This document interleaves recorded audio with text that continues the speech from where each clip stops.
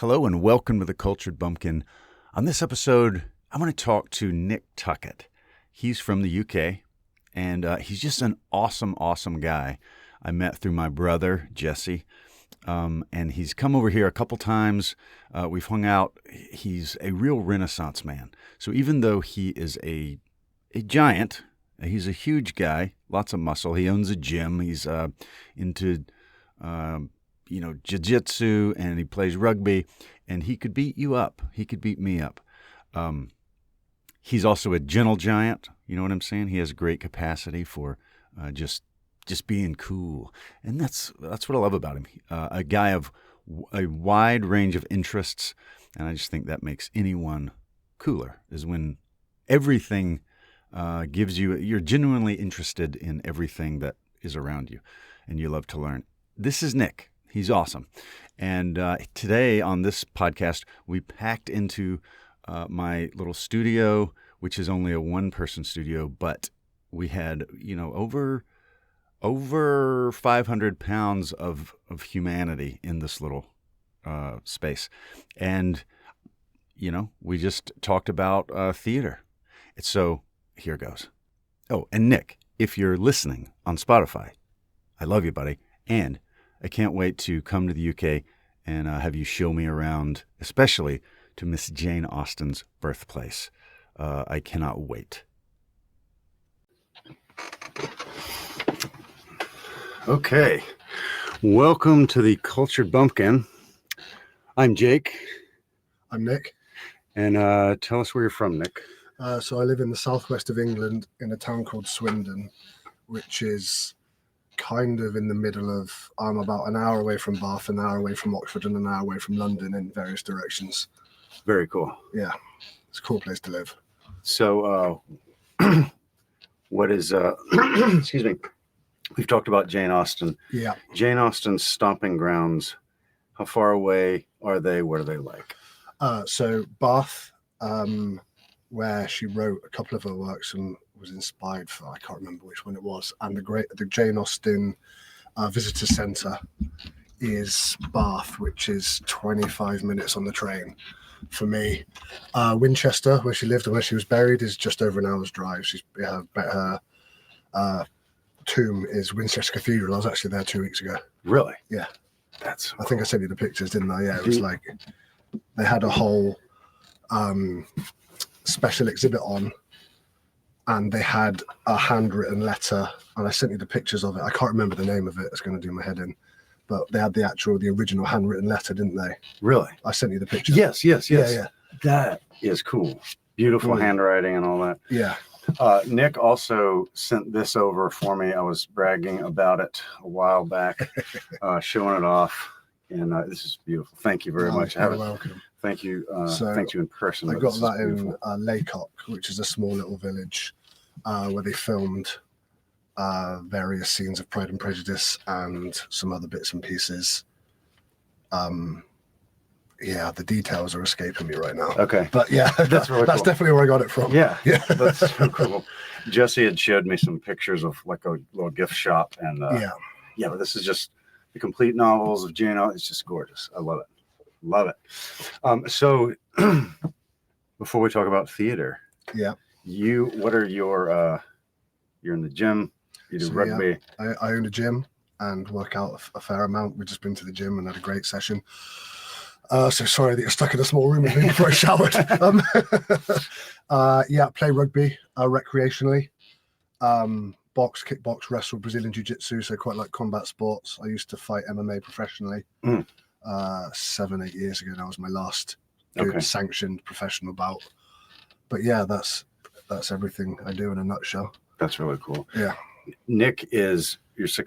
6'5", yeah. And I know y'all talk about how much weight right was. Now 255, 260. Okay. Yeah. He's a big guy. We're stuffed into this little closet and worked out. Neither have showered. So be thankful you're at a and we distance. get Mexican food. So right. We just had Mexican. There could be all kinds of smells going on shortly.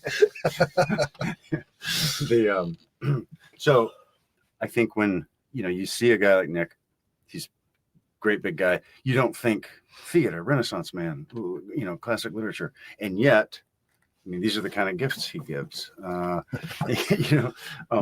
many theater shows do you reckon, or how many plays have you seen? Mainly musical theatre, so musicals. Okay. And it's in the 60s for individual, like, as in unique shows, not individual performances. Okay. I've seen some several times. Okay. But I think it's 62 or 63 unique shows.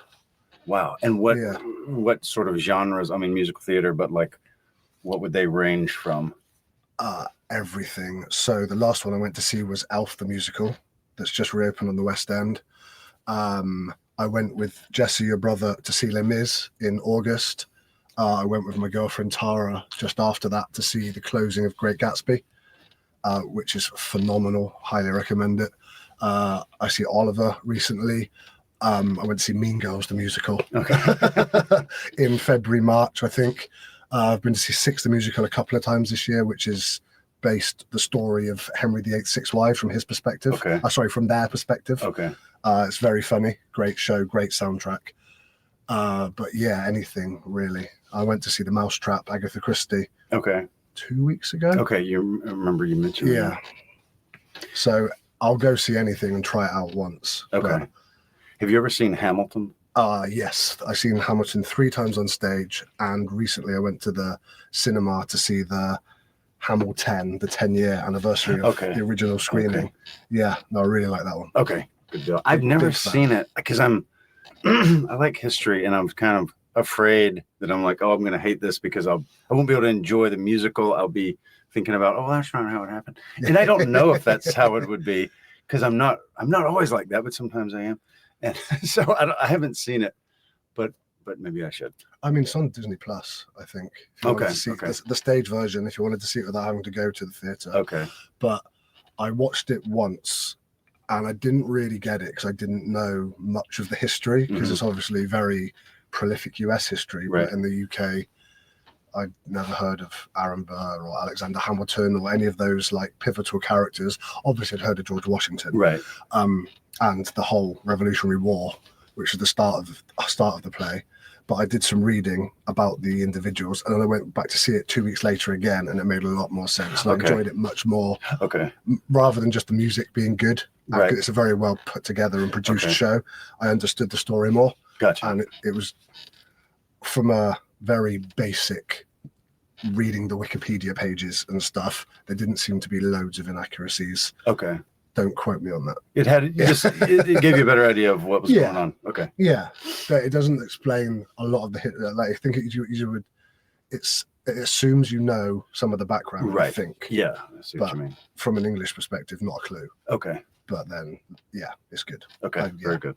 I mean, I've seen it 4 times now. So that says a lot. What is it about theater that is interesting as a way to take in art? So I got into musical theatre because I used to play in a band, like a concert band. I played percussion, like classical percussion, xylophone, timpani. I played drums, and a lot of the music we played was scores from musicals. So I already was familiar with the music without the lyrics, and I was like, I want to go see this. So it was a youth concert band. So I left there when I was 18 and haven't done much music since. But I've had the tunes in my head, and I've wanted to go expand on that. Like I've really enjoyed the harmonies and the melodies. Right, let's go see the lyrics and get the whole show. So I started seeing them and absolutely loved it. And then I would say probably 60% of the shows that I've seen now, my girlfriend Tara, she teaches musical theatre, dance and drama. So she loves them way more than I do. And we both kind of share this love of going to the theatre. So we go at least once a month. We go and see something. Very cool. And so it's kind of it's become gradually more and more and more a part of my life. But I just like it. There's something, you leave with like a spring in your step, and even Les Mis, which isn't obviously the miserables, it's a sad show about when everyone dies at the end, basically. But like with Jesse and we left, and we were like elated and buzzing and really excited afterwards. And there's something about that I don't get from many other mediums. Maybe live sport when my team wins. And that's about it. That's interesting, because I think there's something about theater. I think Benedict Cumberbatch one time said the magic of theater is that it only lives in your imagination. Yeah. It's not, you can't rewind it. I know some things they record and put, but even then it's not exactly the same experience because, it's just different. Just to expand on that, and that's I've not heard that quote, but I 100% agree. Wicked, the musical, seen it 3 times, twice on the West End, once in Bristol when it was touring, and I'm going to go see it in New York on Broadway on Christmas Day this year. Nice. On your birthday? On my birthday, nice. with my girlfriend, she's seen it like 17 times. She loves it. The movie, I don't like it. Okay. Like it's been big. It's like I like what it's done for musical theatre as a genre. It's really like pushed it more into the mainstream. But I watch the theatre and, like you said, my imagination fills in the gaps. Right. Whereas when I'm watching the movie, I suppose it's similar to reading a book to watching the movie. Yeah. But the movie and the theatre are much more similar mediums versus a book because of how expansive a book can be. Right. It didn't align with what I had created in my head. Okay. For things to look like and things to be, and like this the Emerald City in my head, I had an image of it, and in the theatre, from the theatre play, and in the movie, it's not how it's in my head. So I just haven't liked it at all. Okay. And I will go watch the second one, but I'm going in with low expectations versus very high expectations for the first one. And I'm not saying it's a bad movie or it's badly done or anything like that. Purely subjectively, the imagery they used didn't match the imagery of my imagination. Right. So it clashed. Okay. Yeah. Right. I know what you mean. I've had that before. Like it's nice if I didn't have this other thing in my head. Yeah. And I'm sure I would have enjoyed it had I not seen the movie, the musical beforehand. Right. But you meant, or what's a play that is like popular, but you personally did not like? Didn't you mention one? The Mousetrap a couple of weeks ago. Okay. So this is going to make me sound stupid, but I'm going to say it. Okay. I got confused between Agatha Christie's The Mousetrap and the 1997 movie Mouse Hunt, which was had Lee Evans, the comedian. I don't know if you know him, a British comedian. Right. A very slapstick comedy set in a hotel still, just like Mousetrap. Based on trying to catch mice, and there were hundreds of actual mouse traps, and there were the people falling into them and all going off, and it was a very childish kind of film. So I was going in expecting a slapstick comedy musical, and I got met with the Agatha Christie version. So it wasn't that I didn't enjoy it. Again, my expectations were set incorrectly, which is entirely my fault. I made a mistake on that one. But it's the longest running theatre play in the world. Really? There are like 33,000 uninterrupted shows now. Yeah. Wow. I think I've got the exact dates. I can't remember. But yeah, apart from COVID, it's the longest running play in the world. Interesting. I'm glad I've seen it. I didn't love it. Okay. Yeah. Okay. Now, when you go to see, you mentioned Bristol and London or West End, is that, what's the, like in the US, Broadway is where you want to see a show. Yeah. If you're in the UK, where's like a great place? The West End is our Broadway. Okay. But they will also, other companies will tour and go on regional shows. So Bristol's got a huge theatre. Okay. The theatre's bigger than a lot of the West End theatres in terms of capacity. Okay. And Oxford's got a big theatre that's quite close by as well. So sometimes it's just cheaper and easier to see when it's touring. Like when I was in New Orleans with Jesse the other day, they had flyers up and they're showing the Neil Diamond musical. Right. At the moment, I didn't go and see that, but they had the Great Gatsby musical. They had 6, some of the ones I've mentioned. They've toured to New Orleans when they're probably got a home at Broadway. So it's similar. Okay, very cool. Now, did you see The Great Gatsby? Twice. I loved it. Like this over the weekend? This weekend, no. Oh, okay. No. Okay. I watched it in July, first weekend of July in England on the West End. Okay. And then I watched it the 14th of September, their closing show. Okay. And it was so good. Honestly, they did Scott Fitzgerald proud. Okay. It was a new musical, so a new score, new songs and everything like that. The cast, so they had John Owen Jones, who was the longest running Jean Valjean from Les Mis. So Okay. West End musical theatre royalty. They had Rachel Tucker, who's the longest running West End Elphaba from Wicked. Okay. Again, West End royalty. A few other big name stars. They called it the West End Avengers. That's what they called it. Okay. But then Jamie Moscato, the guy that played Jay Gatsby, blew them all away with his performance. Really? He had these like superstars, and I'd not come across Jamie Moscato very much, but he was like head and shoulders above everybody, like hit vocals that just hit you straight in the soul. Like I'm sad I'm never going to be able to see that cast together. I could still go see that show again, Right. but that cast will never, I'm sad I can't see it again. See that's kind of the magic of theater right there. Yeah. You'll never, even if you see the show, you won't see that performance ever again. Whereas you watch a DVD, rewind it, you see the exact same thing. That's really cool in a sad and wonderful way. Yeah. So if someone does not, they've like, I've never really thought of going to a show, never, whatever. What are some ones that you could sort of maybe recommend?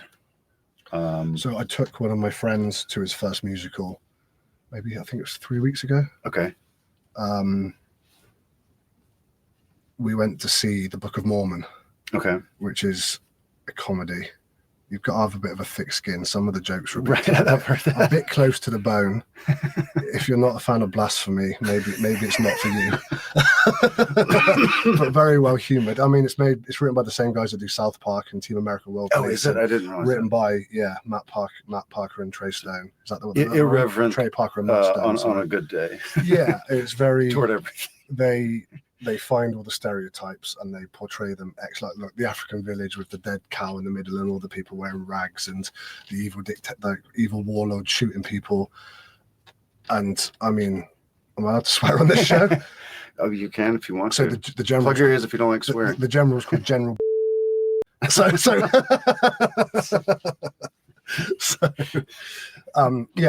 it's very funny. It's one of the few musicals that I can think of, and I tried to think about this talking with Tara because she came as well, of musicals that come from which are original source musicals. Because you've got Les Mis is obviously the Victor Hugo book. You've got Great Gatsby, Scott Fitzgerald. You've got Oliver, which is obviously Oliver Twist, Charles Dickens. So it's not based on the book. Based on a book or a movie. Okay. I can't think of very many shows that are written as a musical originally. Okay. So that's an interesting one. I'd happily hear some more, but I can't think of very many. Right. Yeah. Usually because a lot of times it's like Lion King is, I think, based on the movie. Which is based on Hamlet. Yeah. Right. Very cool. Yeah. No, it definitely is. Yeah. And I think like that Hamlet, Lion King, whatever, is a lot of times good stories are, they're I don't know, they put a different costume on, but it's it's kind of the same thing in a lot of the time. If you were to read like the general synopsis of the plot without the characters between like Lord of the Rings and Star Wars and Harry Potter, right, there ain't a lot of difference. Right. Exactly. But that's that classic. It's got a name, hasn't it? That whole way of telling a hero story and a redemption arc, and it's got a specific name. I don't remember that either. I don't know. Yeah, but it goes back to way back of that specific structuring of a story. Right. Like that good, like bad triumphs over good, good triumphs back over evil, and all that. It's got a specific name, and I'll have to look it up and tell you. But it definitely does. Yeah. I know what you mean. But I can't think of the name either. Yeah, that's really cool. Yeah. So if anyone ever travels to the UK, they need to go to West End to see a show if they can. If they like that, go to the West End to see a show. Okay. You can pick up cheap tickets on the day often as well. Okay. If you like Jane Austen, you do. Oh, that's somebody is commenting. I don't know what that means. What does it say? Oogly boogly. Just nonsense words. Sometimes people have something to say. Other times you just get this kind of thing. And then if you like Jane Austen, Bath. Bath. Jane Austen Centre. Okay. There's a Jane Austen tour in Bath as well, where you can go and see where she sat and looked over the downs where she wrote some of the books. And I will definitely take you there when you come to England. Yes. Winchester's cool. It's got a house is in Winchester. I think the Jane Austen Centre used to be her house, which they've made into made into a museum now. Then in Winchester they've got her house and her tomb is in the Winchester Cathedral, Okay. along with like Winchester Cathedral is cool. And how far away is that from me? Bath? Winchester's about an hour's drive from my house. I'm not sure from Bath, maybe an hour and a half. Okay. But yeah, Winchester Cathedral, because it was the capital of England before England existed.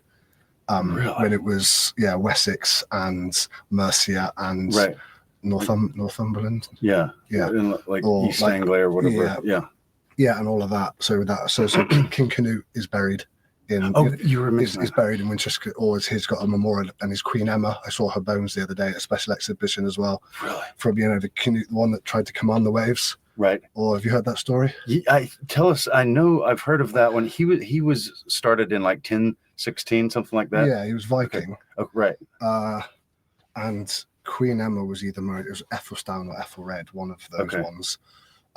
And then left him. Canute became king, and the story is often told that he was arrogant and thought he could command the tides and made himself look silly.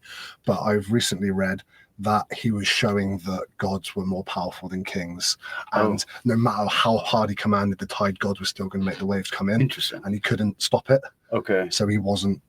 He was just a great man rather than anything above. Interesting. Yeah, okay. that's how I believe the actual story is, and it's just been bastardized to mean that to make him look stupid. Right. But yeah. That's why that is much more believable to me. Yeah. Than like someone that actually thinks they can do that, especially. Well, look at like Nero, like Fiddle While Rome Burned. He tried to command the waves, didn't he? Right. Yeah, I believe. Yeah. But he was crazy. Right. So, I think he had some whatever, he messed around enough that he had some stuff wrong with his head. I think there was a fair amount of inbreeding going on back then. Yeah. So yeah, those guys were awful. But man, that's great. I appreciate that. Oh, pleasure. Great seeing you. And this is the first time. This is the first in studio thing. Maybe next time I'll have a different setup. But Nice. the first time we've ever done a Cultured Bumpkin with a guest in the studio. You need to get one of your hats, and I'll have to order one of those. Yeah, I'll get. Yeah, okay. And so yeah, thank you very much. Pleasure. Appreciate the book, Thank you. I can't wait to come over. Hopefully in the spring and let you show me around all the Jane Austen sites and such. I would love to. That's awesome. Cool. Thanks, Thank you. And there you have it. That is my interview with the lovely, the beautiful and talented Nick Tuckett. So if you want to see the video of that, I have a link in the description, along with how you can follow Nick on Instagram. So yeah, thank you very much for listening.